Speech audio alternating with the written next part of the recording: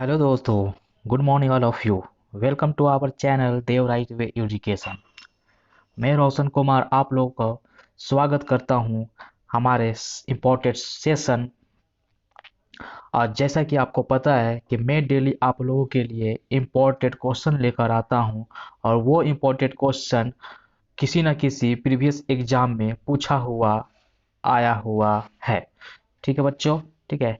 तो जैसा कि आप लोगों को पता है कि मैं स्टार्ट किया हुआ हूँ मैकेनिक्स। कौन सा चैप्टर? मैकेनिक्स। तो आज हम लोग मैकेनिक्स के अंदर स्टडी करेंगे मोशन ऑफ ग्रेविटी के कुछ इंपॉर्टेंट क्वेश्चन को, क्योंकि मोशन अंडर ग्रेविटी से कुछ ज़्यादा ही क्वेश्चन अब देखने को मिल रहे हैं। ठीक है, तो आइए बिना टाइम को वेस्ट किए हुए हम लोग आगे की तरफ बढ़ते हैं। जैसा कि आपके स्क्रीन में क्वेश्चन नंबर फर्स्ट नजर आ रहा है, who gave the theory of gravity. सबसे फर्स्ट क्वेश्चन क्या है कि who gave the theory of gravity. Theory of gravity को किसने दिया था? तो सबसे पहले पहले आप बताइए कि option number A Charles Newton, option number B Charles Babbage, option number C Isaac Newton, या option number D John Adams. ठीक है, इसमें कौन सा राइट आंसर होगा ये आप लोग को बताना है। ठीक है, तो बताइए। तो ये तो चार्ल्स बेबेज तो होगा नहीं, और जॉन एडम्स तो होगा नहीं। बच्चों लोगों को कंफ्यूजन कर रहा होगा, सर हमको तो याद है न्यूटन नाम का, लेकिन यहाँ पर न्यूटन से पहले एक चार्ल्स भी आ रहा है और एक यहाँ पर इजाक भी आ रहा है, आइजैक सॉरी बोलते हैं। ठीक है, तो आखिर आंसर कौन सा सही होगा? तो यहाँ पर option number C is the right answer होगा। इजाक न्यूटन ने थ्योरी ऑफ ग्रेविटी को दिया था। तो सबसे अब यहाँ पर हम लोग समझते हैं कि आखिर थ्योरी ऑफ ग्रेविटी क्या होता है, इस चीज को हम लोग समझ लेते हैं। ठीक है, तो आइए हम लोग थ्योरी ऑफ ग्रेविटी को डिटेल से स्टडी करते हैं। ठीक है, तो देखिए सबसे पहले 1687 ईस्वी का बात है। सन 1687 ईस्वी का बात है। उस समय इजाक न्यूटन ने ठीक है अपना एक मतलब कि इसने एक बुक लिखा। कौन सा बुक? उनके पास एक बुक लिखा, इन्होंने एक बुक लिखा, mathematical principle of natural philosophy. ठीक है, हुआ क्या कि 1687 ईस्वी में सर इजाक न्यूटन ने अपनी एक पुस्तक mathematical principles of natural philosophy में एक लॉ, उसी बुक में एक लॉ था जिस लॉ को क्या बोलता था? लॉ ऑफ ग्रेविटेशनल बोला जाता था। और इस लॉ के अनुसार क्या होता था? सबको पता है कि अगर कुछ इस तरह का दो बॉडी है जिसका मास अगर m1 है, अगर इसका मास m2 है, दो अलग अलग बॉडी है, दोनों का मास मैंने कंसीडर कर लिया, एक m1 और m2, और अगर दोनों के बीच का जो डिस्टेंस है वो r के बराबर मान लिया जाए, तो सर इजाक न्यूटन ने जो लॉ दिया था, जिस लॉ को हम लोग थ्योरी ऑफ ग्रेविटी या ग्रेविटेशनल लॉ बोलते हैं, उसके अनुसार ये दोनों के बीच में एक फोर्स ऑफ अट्रैक्शन लगेगा। क्या लगेगा? फोर्स ऑफ अट्रैक्शन लगेगा। और ये जो फोर्स ऑफ अट्रैक्शन होता है वो directly proportional to the product of both mass, यानी m1 डॉट m2, और इनवर्सली प्रोपोर्शनल टू क्या होता था? आर स्क्वायर के बराबर। ठीक है, और यही लॉ क्या कहलाया? मेरा न्यूटन्स ग्रेविटेशनल लॉ कहलाया। जब हम लोग प्रोपोर्शनली यहाँ पर जो है m1 कंबाइंड जब किया जाएगा तो क्या आएगा? m1 m2 R square. जब प्रोपोर्शनलिटी टर्म हटाएंगे तो एक कांस्टेंट टर्म आता है, और वही कांस्टेंट टर्म किसके बराबर हो जाता है? g के बराबर। और साथ में तो m1 m2 by are square रहेगा ही। और यही g का जो वैल्यू होता है वो सब को जानते हो कि 6.67 इंटू 10⁻⁻11 न्यूटन मीटर पर सेकेंड स्क्वायर होता है। कुछ ऐसा कुछ वैल्यू होता है, एक बार चेक कर लीजिएगा, एग्जैक्ट डाटा मेरे को दिमाग में नहीं है। ठीक है, तो देखिए ये जी का वैल्यू होता है, कैपिटल जी का वैल्यू होता है, आई थिंक 6.67 जो मैंने लिखा है वही डाटा होगा। ठीक है, तो देखिए अब यहाँ पर बात है कि इसी जी को हम लोग क्या बोलते हैं? इसी जी को हम लोग बोलते हैं ग्रेविटेशनल कांस्टेंट। क्या बोलते हैं? ग्रेविटेशनल कांस्टेंट बोलते हैं। ग्रेविटेशनल क्या बोलते हैं? कांस्टेंट बोलते हैं। ठीक है, कैपिटल जी का मतलब क्या होता है? ग्रेविटेशनल कांस्टेंट होता है। ठीक है, तो इसी पूरा का पूरा फंडा को हम लोग क्या बोलते हैं? थ्योरी ऑफ ग्रेविटी बोलते हैं, जो किनके द्वारा दिया गया था? इजाक न्यूटन के द्वारा दिया गया था। ठीक है, चलिए नेक्स्ट क्वेश्चन की तरफ हम लोग आगे बढ़ते हैं। नेक्स्ट क्वेश्चन क्या पूछा जा रहा है कि अगर कोई एस्ट्रोनॉट्स है, अगर कोई एस्ट्रोनॉट्स है, ठीक है, वो स्पेस में जाता है तो वो अच्छे से खड़ा नहीं हो सकता है। वो अच्छे से क्या होता है, खड़ा नहीं हो सकता। ये क्यों होता है? होता है ना कि जब कोई अंतरिक्ष यात्री अंतरिक्ष पे जाता है तो आप देखते होंगे कि इसका जो मतलब कि हमेशा कभी इरेक्ट मतलब सीधा नहीं रहेगा। इरेक्ट इरेक्ट का मतलब होता है सीधा, ठीक है। वो हमेशा क्या होता है, वो मैंने इस तरह से मूव करते रहता है, माने कि अगर सीधा भी हो गया मून पर अगर कोई जाता है तो क्या होता है, बहुत सुने होंगे कि बहुत ज्यादा जंप करता है, मतलब कि पूरा छलांग लेकर कुछ ज्यादा डिस्टेंस को क्या करता है, वो मूव कर लेता है, ठीक है। तो एस्ट्रोनॉट्स भी मतलब कि इसी तरह से अंतरिक्ष यात्री जो होते हैं वो क्या होते हैं कि स्पेस पे वो खड़ा नहीं हो पाते अच्छे से, ठीक ना। वो क्यों होता है ऐसा, ठीक है। तो देखिए बात यहाँ पर यह है कि पहले देख लीजिए ऑप्शन क्या क्या है। ऑप्शन नंबर ए है, वहां पर कोई ग्रेविटी नहीं है, देयर इज नो ग्रेविटी। या viscous force of atmosphere are very strong. या विस्कस फोर्स एटमॉस्फेयर का जो विस्कस फोर्स होता है ना वो बहुत क्या स्ट्रॉन्ग है, ठीक है। या अब आता है यहाँ पर एक नया टर्म विस्कस फोर्स, मैं उसको बताऊंगा क्या होता है, ठीक है। Solar wind exerts and upward force. वहां पर एक सोलर विंड जो है, सोलर और विंड जो है वो अपवार्ड फोर्स को वहां पर डेवलप करता है। या atmospheric pressure is very low, यहाँ पे बी एच नहीं है, सॉरी, ये बी एच काट लीजिए, ठीक है। एटमॉस्फेरिक प्रेशर वहां पर क्या होता है, बहुत लो होता है। तथा आइए आखिर यहाँ पर रीजन क्या होता है, इस रीजन को जानने का कोशिश करते हैं, ठीक है। तो सबसे पहले रीजन जानने से पहले यहाँ पर जो एक नया टर्म आ रहा है विस्कस फोर्स, इसको समझ लेते हैं क्या होता है विस्कस फोर्स। देखिए जिस तरह से करंट में करंट को जो रोकने का काम कर रहा था वो रेजिस्टेंस कर रहा था, और इसी तरह से जो मोशन का काम रोकने का काम कर रहा था तो वहां पर फ्रिक्शन कर रहा था। इसी तरह से सिमिलर वे में फ्लूइड जिसके अंदर गैस भी आता है और लिक्विड भी आता है, उसको जो रोकने का काम करता है, उसके मोशन को जो रोकने का काम करता है, उसको क्या बोलते हैं, विस्कस फोर्स बोलते हैं। क्या बोलते हैं, विस्कस फोर्स बोलते हैं। सिंपल सा मतलब यही समझ लिया, एक तरह का रेजिस्टेंस ही इसको आप बोल सकते हैं, ठीक है। तो देखिए यहाँ पर देखिए हम लोग अगर मेरा हमारा अर्थ है, अगर हम अर्थ में अगर सीधे खड़े हो पा रहे हैं तो वो किसके कारण खड़े हो पा रहे हैं, वो हमारा ग्रेविटी के कारण खड़े हो पा रहे हैं। अगर ये ग्रेविटी नहीं होना तो हम लोग भी इजी से खड़े नहीं हो पाएंगे, हम लोग भी क्या करेंगे, उछलना स्टार्ट हो जाएंगे हम लोग। मान सोचिए, एक मिनट के सोच लिया जाए कि अगर जी का वैल्यू हमारा अर्थ का जीरो हो जाए तो उस केस में क्या होगा कि हम लोग ग्राउंड के साथ खड़े ही नहीं हो पाएंगे, हम लोग क्या हवा में तैरेंगे, उड़ेंगे, ठीक है। तो यही चीज होता है मेरा स्पेस में। स्पेस में क्या होता है कि ग्रेविटी जो होता है ना वो खत्म हो जाता है, वो जीरो के बराबर लगभग आ जाता है, जिसके कारण वहां पर वो जो पर्सन जो स्पेस में जाता है, अंतरिक्ष यात्री जो अंतरिक्ष में जाता है, वो अच्छे से खड़ा नहीं हो पाता है। That mean option number A is the right answer हो जाएगा, बाकी सारा का सारा ऑप्शन यहाँ पर ये नहीं होगा, ठीक है। चलिए क्वेश्चन नंबर थर्ड की तरफ आगे बढ़ते हैं। क्वेश्चन नंबर थर्ड क्या बोल रहा है, जो बहुत ही अच्छा क्वेश्चन है, इंपॉर्टेंट क्वेश्चन है। If an apple is release from an orbiting spaceship. अगर कोई सेब है, इस सेब को क्या करते हैं हम लोग, ऑर्बिटिंग स्पेसशिप, जो मेरा स्पेसशिप है उसको क्या करते हैं, उसको छोड़ देते हैं। छोड़ने के बाद क्या होगा, रिलीज कर देते हैं। तो जैसे ही रिलीज करिएगा स्पेसशिप से, ठीक है, तो क्या होगा ये आपको रीजन बताना है, ठीक है। क्या हो सकता है, फॉल टुवर्ड्स द अर्थ, ये क्या अर्थ के तरफ वो चल जाएगा, देख लेते हैं। Move at the lower speed, या move along with the spaceship at the same speed, या move at the higher speed. तो देखिए होगा क्या कि कोई स्पेसशिप में जैसे कोई अंतरिक्ष यात्री गया हुआ है, तो जैसे उसे कुछ तो वो नहीं है कि वो सेब वहां पर जी का वैल्यू मतलब वहां पर अर्थ का कोई ग्रेविटेशनल अट्रैक्शन वहां पर काम नहीं करता है, वो जिसके कारण वो अर्थ में पहुंचे, ये पॉसिबल नहीं है, ठीक है। तो होता क्या है कि जैसे ये सेब को फेंकेगा तो वो क्या करेगा, वो स्पेसशिप के चारों तरफ क्या होगा, घूमना स्टार्ट हो जाएगा। अगर आपको नहीं पता है तो एक बार आपको मैं रिकमेंड करूंगा कि एक बार आप ग्रेविटी मूवी देखें। और ये ग्रेविटी मूवी बहुत ही मतलब ये वर्ल्ड ब्लॉकबस्टर मूवी है, ठीक है। तो एक बार मैं रिकमेंड, बहुत ही महंगा कॉस्टली मूवी है, ठीक है। तो एक बार मैं रिकमेंड करूंगा कि आप ग्रेविटी मूवी को जरूर से जरूर देखें, बहुत ही इंटरेस्टिंग मूवी है, science fi thriller movie, science fi movie है, ठीक है। तो आप जरूर से देखें, ठीक है। तो चलिए, तो मैं क्या बता रहा था कि जैसे ही ये स्पेसशिप से एक एप्पल को छोड़ा जाएगा तो ये क्या करेगा, वो स्पेसशिप के चारों तरफ मूव करना स्टार्ट कर देगा with the same speed that mean uniform speed के साथ वो चारों तरफ घूमना स्टार्ट कर देगा, ठीक है। चलिए नेक्स्ट क्वेश्चन की तरफ आगे बढ़ते हैं। नेक्स्ट क्वेश्चन हमारा क्या है,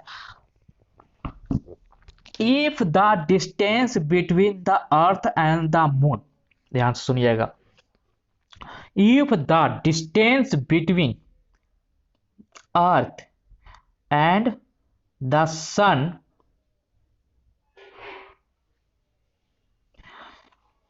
वेयर द ट्वाइस यानी डिस्टेंस क्या हो गया, दुगना हो गया। मैंने पहले जो डिस्टेंस था ना उस डिस्टेंस का क्या हो गया दुगना। अगर पहले आर था ना तो अब क्या हो गया 2r हो गया, ठीक है।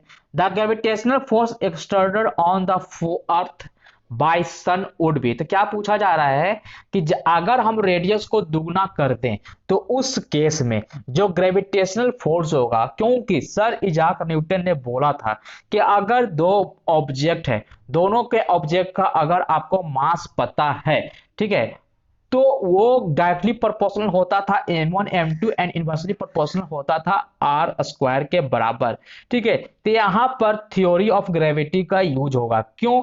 क्योंकि हर वस्तु एक दूसरे को अट्रैक्ट करने का कोशिश करता है, चाहे वो प्लैनेट क्यों ना हो, ठीक है।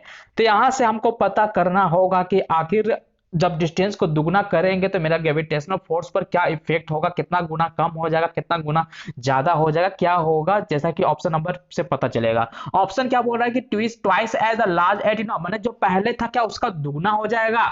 पहले जो था, अगर मान लेते पहले f था तो क्या अब 2f हो जाएगा, देख लेते हैं। 4 टाइम्स एज लार्ज या क्या 4f के बराबर हो जाएगा।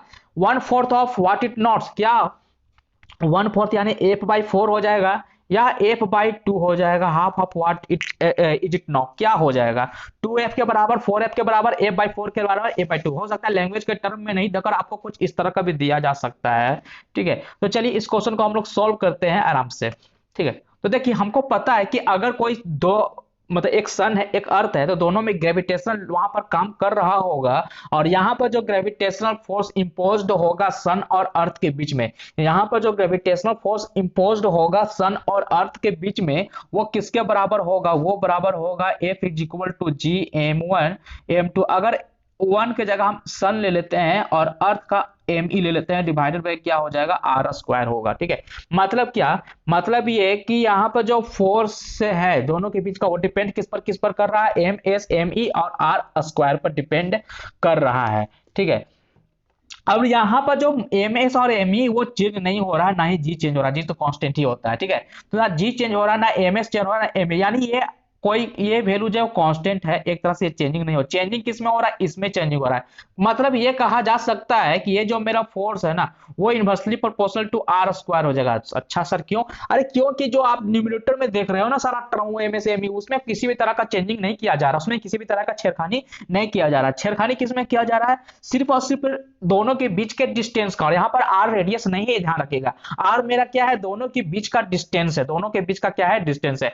मतलब अगर F is directly proportional to are square है तो क्या हम लोग इस तरह से लिख सकते हैं, अगर F is directly proportional to are square है तो हम लोग इस तरह से भी लिख सकते हैं कि f1/f2 is equal to r2 का स्क्वायर बाय r1 का स्क्वायर।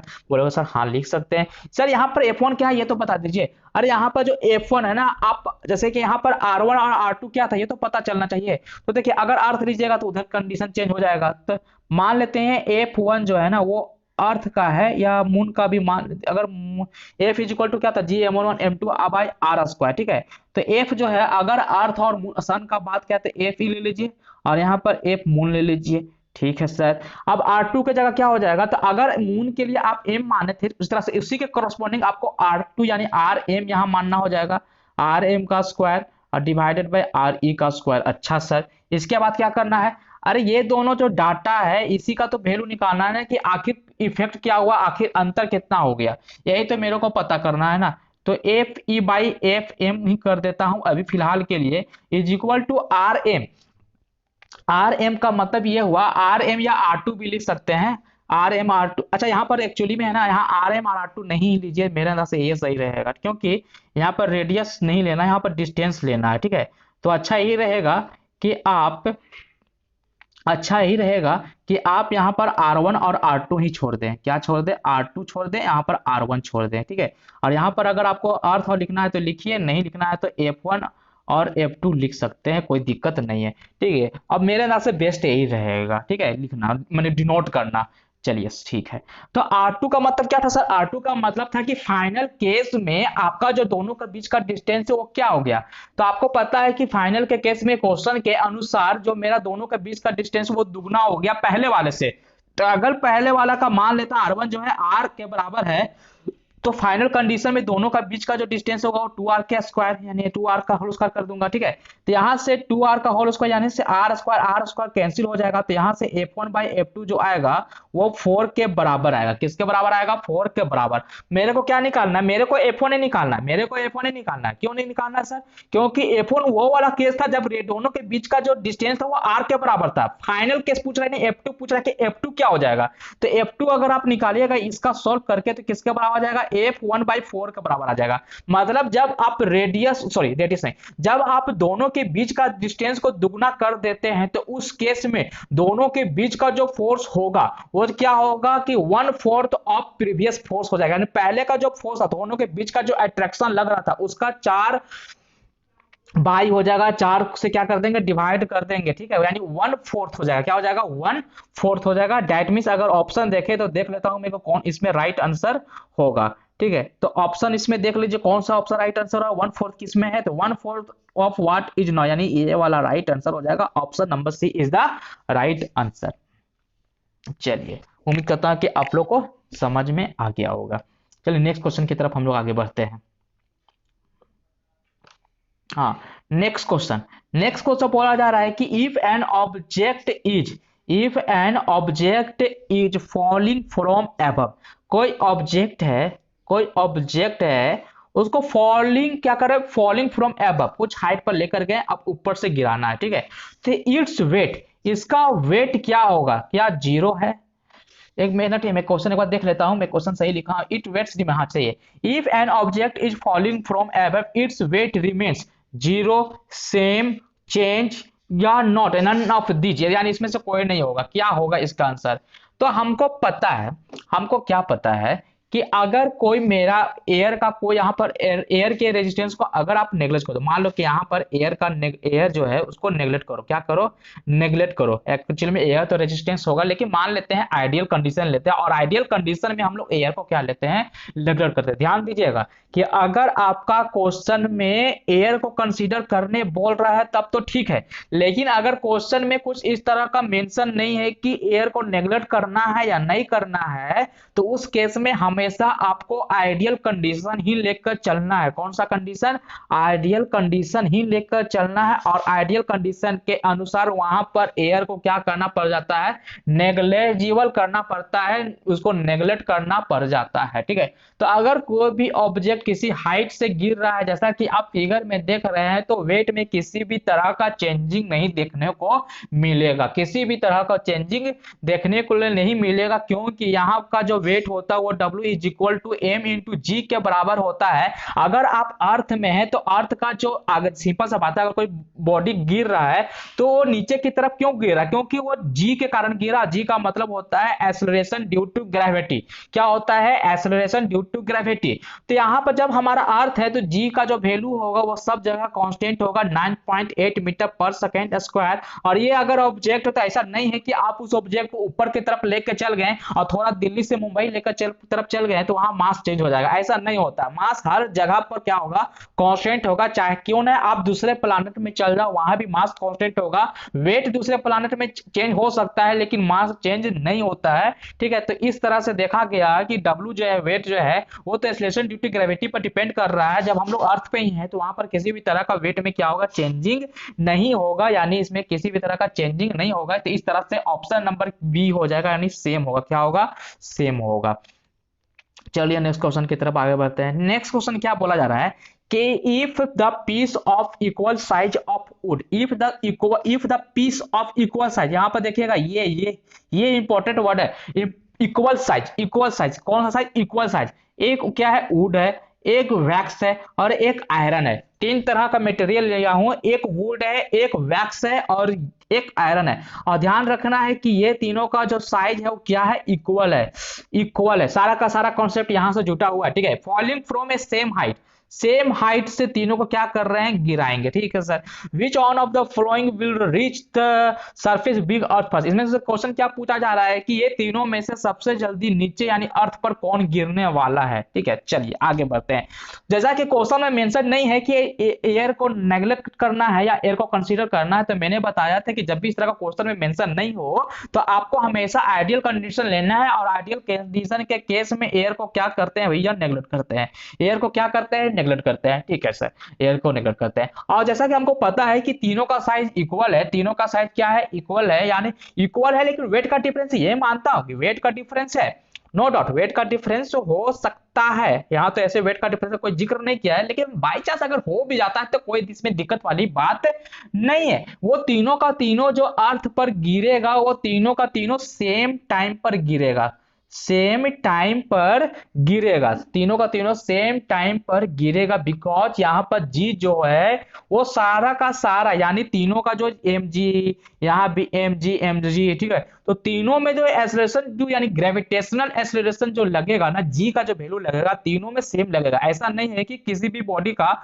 अगर वेट 5 की न्यूटन का है तो उसमें मतलब कि उसमें जी का वैल्यू ज्यादा लग जाएगा। अरे जब हम लोग W is equal to M G करते हैं, अगर एम का अगर किसी का मास अगर 5 केजी है और किसी का मास 6 केजी है, तो ऐसा नहीं करते हैं कि 5 गुने 9.8 यहाँ लिख रहे हैं, लेकिन 6 ज्यादा है तो यहाँ पर 9.8 का जगह कुछ और वैल्यू रख देंगे, नहीं, ऐसा नहीं होता है। यानी जी का जो वैल्यू होता है वो हर जगह पर क्या होता है, कॉन्स्टेंट होता है। तो अगर आप एयर को यहाँ पर नेग्लेक्ट कर रहे हैं और तीनों का साइज अगर इक्वल साइज है, क्योंकि अभी मैं बताऊंगा इक्वल साइज का मतलब है कि यहाँ पर जो एयर अगर यहाँ पर होता, अगर साइज इक्वल नहीं होता तब मेरा अलग कंडीशन हो जाता है। ठीक है, लेकिन यहाँ पर हम लोग एयर को चूंकि हम लोग नेग्लेक्ट करके चल रहे हैं, तो इस केस में तीनों का तीन यानी वुड, वैक्स और आयरन जो है, या कोई भी ऑब्जेक्ट ले लीजिए, ठीक है, वो तीनों का तीनों reach at the same time पहुंच जाएगा, सेम टाइम सम यहाँ पर लिख दिया हूं, यहाँ पर सेम टाइम होगा, यहाँ पर क्या होगा, सेम टाइम। ठीक है, तो यहाँ पर क्या हो जाएगा, rich at the same time is the right answer हो जाएगा। चलिए आगे इस कॉन्सेप्ट को और आप इजीली समझ सकते हैं। मैं ऐसा ही क्वेश्चन 3 क्वेश्चन लेकर आया हूं ताकि आपका कॉन्सेप्ट को समझ में आ जाए। चलिए नेक्स्ट क्वेश्चन की तरफ आगे बढ़ते हैं। क्वेश्चन नंबर 7, देखिए सेम क्वेश्चन है। Two balls of iron,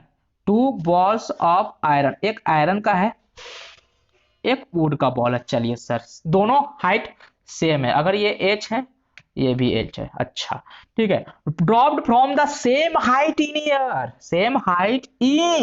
year, यानी यहां पर एयर को कंसीडर करने के लिए बोल दिया गया है, यहां पर एयर को कंसीडर करने के लिए बोल दिया गया कि आप एयर को कंसीडर कर लो। अगर एयर वहां पर नहीं होता, ध्यान सुनिएगा, अगर वहां पर एयर नहीं होता तब तो आयरन और वुड सेम टाइम पर ग्राउंड में गिरता, लेकिन चूंकि यहां पर एयर का प्रेजेंस है तो इसलिए हमको पता है कि आयरन और वुड का अगर आयरन और वुड का बात करें तो ये दोनों में जो सबसे छोटा होगा वो भैया ज्यादा जल्दी गिरेगा, जो सबसे छोटा होगा वो जल्दी गिरेगा, और जो सबसे बड़ा होगा वो लेट से गिरेगा। क्यों सर? क्योंकि जो छोटा ऑब्जेक्ट है उसमें एयर का जो प्रेशर है वो क्या लगेगा, कम लगेगा। सिंपल सा बात है, एक बड़ा ऑब्जेक्ट है, एक छोटा ऑब्जेक्ट है, आप एयर का प्रेशर देना स्टार्ट कीजिए तो बड़ा वाला का सरफेस एरिया ज्यादा है, छोटा वाला का सरफेस एरिया कम है, तो ऊपर की तरफ जो एयर का जो प्रेशर है, कोई ऑब्जेक्ट गिर रहा है तो एयर का अगर रेजिस्टेंस है तो एयर रेजिस्टेंस ऊपर कहीं तरफ लगाएगा ना बॉडी पर, ठीक है। तो जो बड़ा जितना ज्यादा होगा वो लेट से गिरेगा, जितना ज्यादा छोटा होगा वो क्या होगा, आराम से नीचे की तरफ गिर जाएगा। वो कब का केस में, जब प्रेजेंस ऑफ एयर के केस में है। तो इस केस में हमको पता है कि यहां पर सबसे छोटा जो होगा वो आयरन का, अगर दोनों आयरन और बॉल है और सेम वेट का है तो आपको पता है कि वुड का जो मास कंटेन है वो ज्यादा होना चाहिए, अगर दोनों का वेट आपको सेम करना है तब, ठीक है। क्योंकि आयरन का जो छोटा छोटा पार्टिकल वो बहुत ही हैवी होता है as the compare of particle of wood, ठीक है। तो इसलिए ये छोटा में ही ये क्या हो जाएगा, वुड के वेट के बराबर हो जाएगा, यानी आयरन का जो साइज है वो स्मॉल है, इसलिए बहुत तेजी से साथ नीचे के ग्राउंड के साथ कंडक्ट होगा और वुड क्या होगा, बाद में गिरेगा। अगर आप ऑप्शन नंबर सी को देखें तो वुडन बॉल्स फॉल्स लेटर यानी बाद में गिरेगा, तो ऑप्शन नंबर सी क्या हो जाएगा, राइट आंसर हो जाएगा। चलिए नेक्स्ट क्वेश्चन की तरफ आगे बढ़ते हैं। ठीक है, ये कॉन्सेप्ट आप लोगों को समझ में आ गया होगा। ठीक है, चलिए अब क्या क्वेश्चन है, two balls A and B are 10 kg and 1 kg। दो बॉल्स है, एक का वेट है 10 kg और एक का वेट है 1 kg। अच्छा, they are dropped simultaneously from a height of 20 metre. दोनों को 20 मीटर हाइट के से क्या किया जा रहा है, गिराया जा रहा है। अब जैसा कि क्वेश्चन में मेंशन नहीं है कि यहाँ पर मतलब कि एयर को कंसीडर करना है या नहीं करना था, मैंने आपको बताया था कि जब भी क्वेश्चन में मेंशन नहीं हो तो आइडियल कंडीशन को आपको लेना है, और आइडियल कंडीशन के केस में एयर को हम लोग क्या करते हैं, नेग्लेक्ट करते हैं। ठीक है, और अगर यहाँ पर हाइट का अगर बात करा है कि हाइट मेरा 20 सेंटीमीटर है, तो जैसा कि आप तो डायरेक्टली भी बोल सकते हैं कि इसका ऑप्शन नंबर सी हो जाएगा, यानी both A and B will reach the ground at the same time. लेकिन अगर आपको न्यूमेरिकली भी समझना है तो आप न्यूमेरिकली समझ सकते हैं। जैसे ये अर्थ है, ये अर्थ है, यहाँ पर दो तरह का कोई अलग अलग बॉडी है, बॉडी एंड बी है, ये 10 kg है और ये 1 kg है। दोनों का हाइट अगर 20 मीटर है, ये भी हाइट 20 मीटर है, और हमको पता है कि इक्वेशन होता है v square is equal to u square minus 2gh। क्या होता है, v square minus u square is equal to 2gh होता है, एक इक्वेशन होता है। ठीक है, हाँ, तो क्या करना क्या है कि यहाँ पर अगर इनिशियल कंडीशन में देखा जाए तो u का वैल्यू 0 है, that means v square is equal to 2gh, यानी v इज इक्वल टू क्या हो जाएगा, √2gh। ये फार्मूला फेमस भी है और इंपॉर्टेंट भी है और आप लोग को याद भी होगा कि v इज इक्वल टू क्या होता है, √2gh के बराबर होता है। और जैसा कि क्वेश्चन से पता चल रहा है, या क्वेश्चन से नहीं बोलूंगा, जैसा कि आपको इससे डाटा से पता चल रहा है कि यहाँ पर जो वेलोसिटी जो होता है ना, वो वेट पर डिपेंड नहीं करता, वो g पर डिपेंड कर रहा है और हाइट पर डिपेंड कर रहा है। किस पर कर रहा है, g पर डिपेंड कर रहा है और हाइट पर डिपेंड कर रहा है। और चूंकि अर्थ मेरा है, हमारा अर्थ है, तो अर्थ का जी का तो वैल्यू कांस्टेंट होता है, तो सिर्फ किस पर डिपेंड कर रहा है, वो हमारा हाइट पर डिपेंड कर रहा है। अगर दोनों का हाइट ही सेम है तो क्या वेलोसिटी में किसी भी तरह का चेंजिंग आएगा, बस वहां पर एयर का रेजिस्टेंस को नेगलेक्ट करना होगा आपको। ठीक है, तो इस केस में क्या हो जाएगा, इस केस में हमको पता चल जाएगा कि दोनों का बॉल यानी दोनों का बॉल्स यानी दोनों बॉल ए और बी जो है, दोनों का वेलोसिटी जब सेम हो जाएगा, यानी ए और बी पर क्या होगा, सेम टाइम पर पहुंच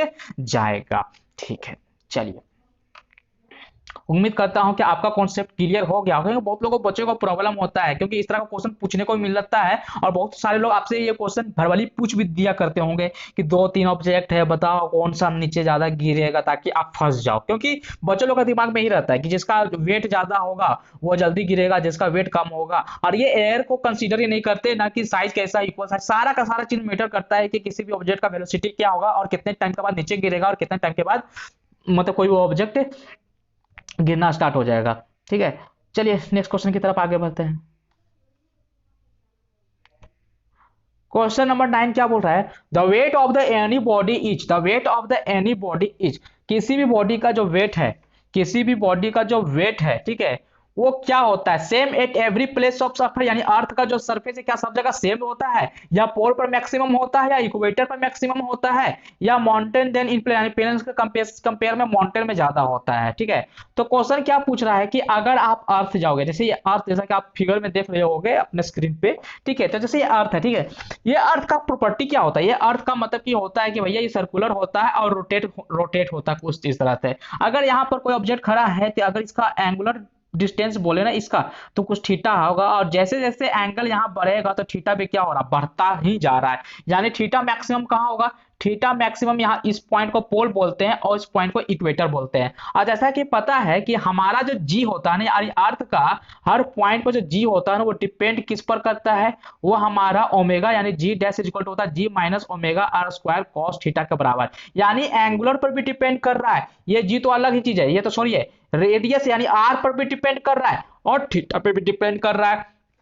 तो अगर थीटा धीरे धीरे बढ़ रहा है तो इस केस में तो पता चल गया कि यहाँ पर थीटा मैक्सिमम होगा, दैट मीन 90 डिग्री होगा, तो इस केस में जी डैश यहाँ पर जो होगा वो क्या होगा, मैक्सिमम होगा। ठीक है, तो यहाँ पर जब जी डैश मैक्सिमम होगा तो हमको पता है कि W is equal to M G होता है। तो अगर यहाँ पर बॉडी का मास तो जो चेंज नहीं होगा तो मास का तो मास छोड़ देंगे, चूंकि पता है कि यहाँ का जी सबसे मैक्सिमम होगा तो एम इंटू क्या कर देंगे, जी मैक्सिमम कर देंगे। तो इस केस में यहाँ का जो वेट होगा वो क्या होगा, ज्यादा होगा, क्या होगा, वेट का मैक्सिमम होता है। एक फंडा तो ये हो गया कि आपको पता होना चाहिए कि G dash is equal to क्या होता है, G minus omega square R into cos square theta होता है। अगर ये कंडीशन नहीं भी पता है तो कोई दिक्कत वाली बात नहीं है, मैं एक और अलग प्रोसेस बताता हूँ, ठीक है। होता क्या है, होता क्या है, एक इक्वेटर हुआ एक पोल हुआ, जैसा कि हमको पता है कि यह अर्थ क्या होता है, रोटेट होता है, यह अर्थ क्या होता है, रोटेट होता है, रोटेट होता है, रोटेट होता है, रोटेट होता है, कुछ इस तरह से।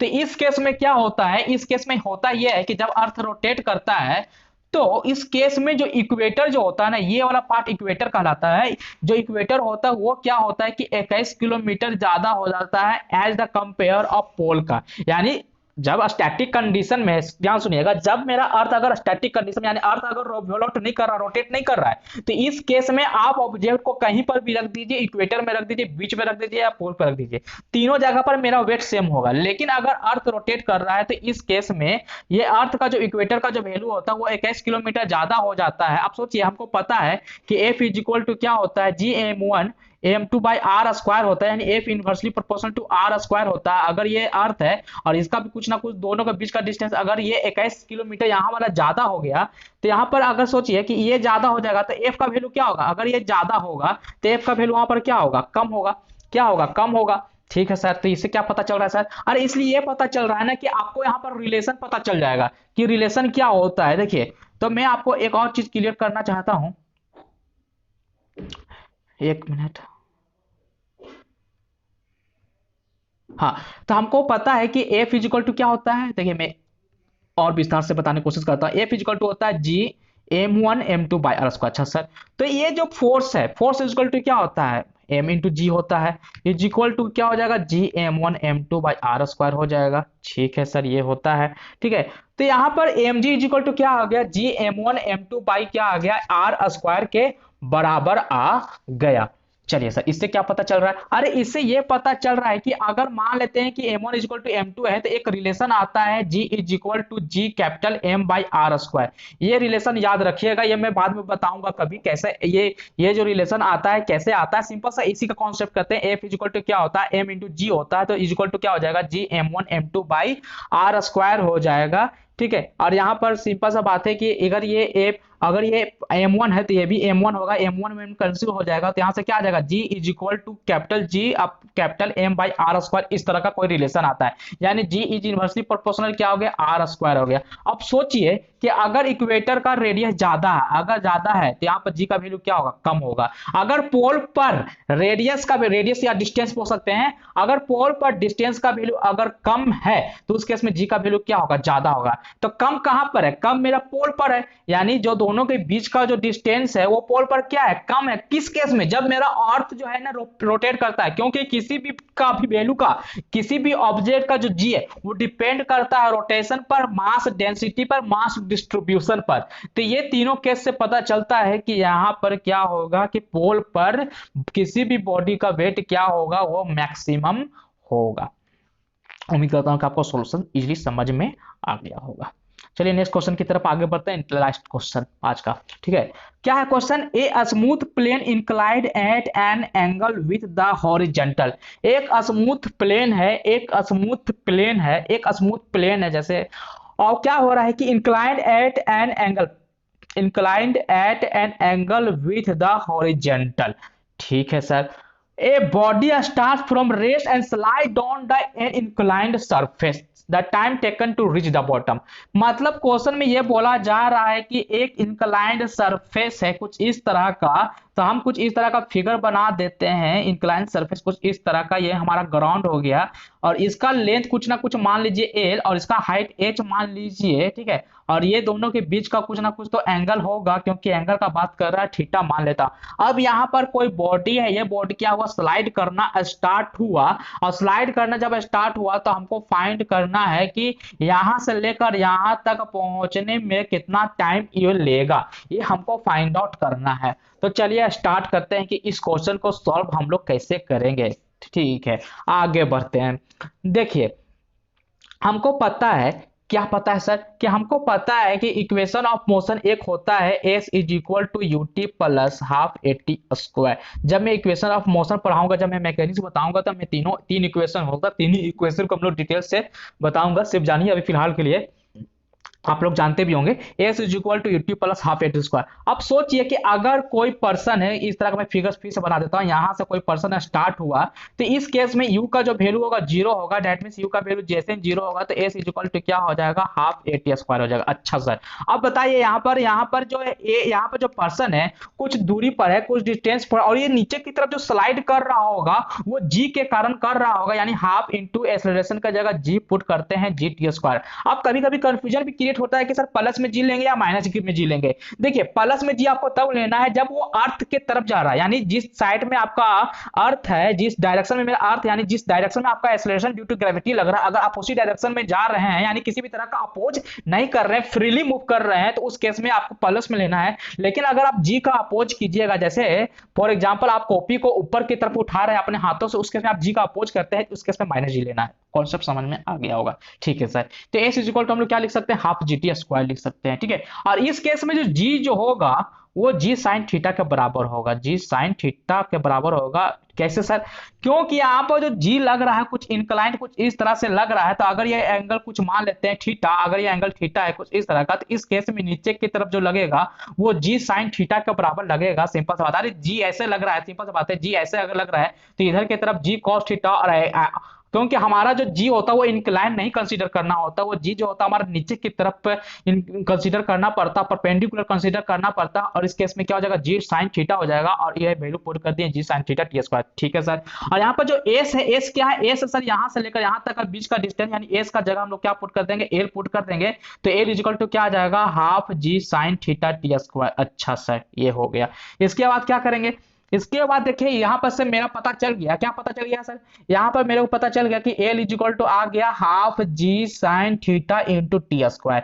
हमको निकालना है टी का value, T square is equal to लिख सकते हैं क्रॉस मल्टीप्लाई से 2l upon G sine theta. अच्छा सर, लिख सकते हैं, कोई दिक्कत नहीं है। तो यहाँ पर प्रॉब्लम क्रिएट कर रहा है थीटा, क्योंकि आपको थीटा का अगर वैल्यू रहता तो आराम से मैंने पुट कर सकता था, और क्वेश्चन का जब आप देखिएगा तो क्वेश्चन भी जो है वहां पर थीटा का वैल्यू देख लेता हूं कि आखिर क्या होगा, या किसी और का वैल्यू क्या होगा, क्योंकि जो मेरा क्वेश्चन का जो सॉल्यूशन है वो थीटा के टर्म में दिया हुआ है, साइन थीटा कहीं कहीं दिया हुआ है, तो मैं चेक कर लेता हूं। टी इज इक्वल टू क्या हो जाएगा, टी इज इक्वल टू हो जाएगा sir under root 2l upon G sine theta. तो मैं देख लेता हूं कि कहीं पर ये ऑप्शन है या नहीं है, ठीक है। तो under root 2l upon G sine theta, तो जैसा कि आप देख रहे हैं कि इस तरह का ऑप्शन कहीं भी मैच नहीं कर रहा है, ना ऑप्शन नंबर ए, ना ऑप्शन नंबर बी, ना ऑप्शन नंबर सी, ना ऑप्शन नंबर डी। तो कौन सा राइट आंसर होगा, तो हमको क्या करना होगा, हमको अब कन्वर्सन करना होगा। जैसा कि फिगर से पता चल रहा है, फिगर मेरा से पता चल रहा है कि फिगर आप जब ध्यान से देखेगा तो कुछ इस तरह का फिगर है। तो इस फिगर के अनुसार हम बोल सकते हैं कि जो साइन थीटा जो होगा, साइन थीटा जो होगा, साइन थीटा किसके बराबर होगा, perpendicular upon base, sorry perpendicular upon hypotenuse, यानी h बाई एल हो जाएगा। और यहाँ से एल इज इक्वल टू हम लोग क्या लिख सकते हैं, h बाई साइन थीटा। बोलेंगे सर एल को कन्वर्ट क्यों किया, क्योंकि आप ऑप्शन में जब देखिएगा तो अधिकतर जगह पर आपको क्या नजर आ रहा है, एच एच एच नजर आ रहा है। तो मेरे अंदाज से मैं सोच रहा हूँ कि क्यों ना कर, क्योंकि 2l अपॉन यहाँ पर अगर l है तो 2l अपॉन जी है, साइन का कॉन्सेप्ट नहीं आ रहा है, क्योंकि जबकि वहां पर साइन भी है, ठीक है। तो ये ऑप्शन तो ऐसी पर गलत हो गया, ठीक है। तो एच यहाँ पर आ रहा है, एल एलिमिनेट किया हुआ है, तो एल को एलिमिनेट करने का तरीका ये कि एल इज इक्वल टू क्या पुट कर देंगे, H upon sine theta put कर देंगे। तो यहाँ से 2 इंटू क्या हो जाएगा, यहाँ से पुट करते हैं तो 2 अंडर रूट में 2 इंटू एल का जगह H upon sine theta divided by G sine theta, ठीक है। तो यहां से क्या आ जाएगा, यहां से आ जाएगा अंडर रूट में ये 2 into H 2h by G sine square theta, ठीक है सर। तो यहां से क्या आ जाएगा, यहां से आ जाएगा आपका अंडर रूट में 2h बाई जी, और ये 1 अपॉन साइन स्क्वायर थीटा है, तो बाहर में क्या कर देगा 1 अपॉन साइन थीटा, तो हो जाएगा answer 1 upon sine theta under root में 2h अपॉन जी। तो देख लेता हूं कौन सा ऑप्शन आ रहा है, कौन सा ऑप्शन आ रहा है, देख लेता हूं। तो जैसा कि आप देख रहे होंगे कि ये वाला ऑप्शन नंबर सी मेरा मैच कर रहा है, ऑप्शन नंबर सी क्या कर रहा है, मैच कर रहा है। ये 1 upon sine theta under root में 2h अपॉन जी क्या हो जाएगा, राइट आंसर हो जाएगा। तो उम्मीद करता हूं कि ये क्वेश्चन नंबर 10 एक मैथमेटिकल क्वेश्चन था, और इसको मैंने आपको जितना इजी वे में समझाना था मैं आप लोगों को समझा चुका हूं, बशर्ते आपको फार्मूला दिमाग में रखना चाहिए कि फार्मूला क्या होता है। तो आप ऐसा कीजिए कि जो भी फार्मूला आता है ना, चाहे फिजिक्स का हो, चाहे एप्टीट्यूड का हो, चाहे कोई भी और सब्जेक्ट का हो, ठीक है, या कोई भी और अलग पेपर का हो, तो आप फार्मूला को एक पेज में लिख लिया करें, ताकि जाते समय एग्जाम में जाते समय आप उस फार्मूले को एक बार रिवाइंड कर सको, और एग्जाम में जब बैठो तो किसी भी तरह का प्रॉब्लम ना हो, कंफ्यूजन नहीं हो। क्योंकि अगर आप क्वेश्चन बनाते हैं ना, तो 100% कॉन्फिडेंस के साथ रहिए कि हाँ, ये जो मैं फार्मूला इंप्लीमेंट कर रहा हूँ न्यूमेरिकल में, वो मेरा सही है। अदरवाइज गलत होने का संभावना ज़्यादा हो जाता है। तो आज के लिए बस इतना ही, ठीक है। इसी तरह से मैं नेक्स्ट क्लास में भी आप लोग के लिए 10 इंपॉर्टेंट क्वेश्चन लेकर आऊँगा। और जैसा कि आपको पता है कि ये जो हमारा टॉपिक चल रहा है, कि टॉपिक चल रहा है मोशन अंडर ग्रेविटी का चल रहा है, तो मोशन अंडर ग्रेविटी का और भी इंटरेस्टेड और मज़ेदार क्वेश्चन लेकर आऊँगा, ठीक है। तो चलिए, आज के लिए इतना ही। अगर आप हमारे चैनल में नए आए हैं, तो इस चैनल को जरूर से जरूर शेयर और सब्सक्राइब कीजिए। धन्यवाद।